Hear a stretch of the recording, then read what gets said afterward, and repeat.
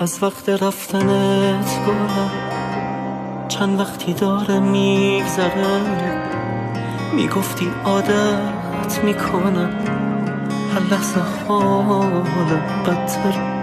این خاطرات لعنتی میپاشه رو قلبم اسیر، خیلی سوال تو دلم به آرزوها کی رسید، با کی تو این روزا گلم گلای از من میکنی، تو لحظه های بی کسیت یاد من اصلا میکنی.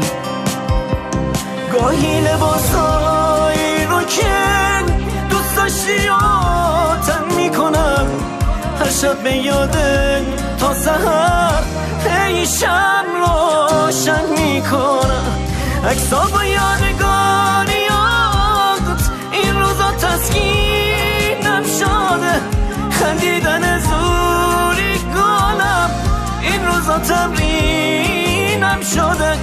عادت نکردم من هنوز تو خاطرت پر میزنم، وقتی میام به خونمون گاهی هنوز در میزنم.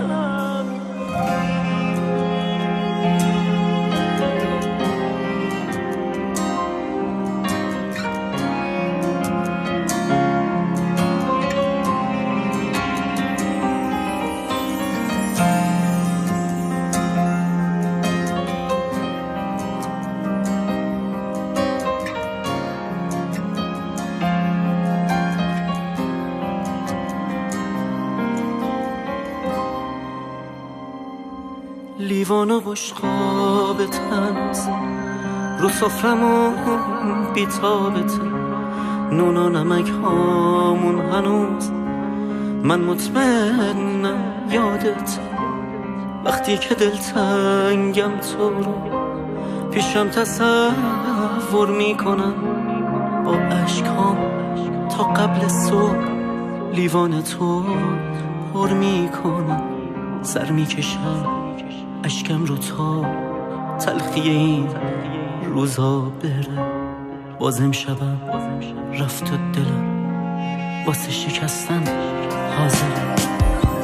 جاهای تو اینجا هنوز رو تار و پود خالیه، به جون جفتمون قسم جات خیلی اینجا خالیه. امشب ازت میخوام خدا تو سرش اون عشق رویایی ما این باشه باید آخرش. میرم از این خونه شاید اینجا اضافی تر منم گاهی، ولی یواشکی حتما بهت سر میزنم. این آخرین نام از گلم، مواظب خودت بمون. رفتم ولی سپردمت دست خدای مهربون.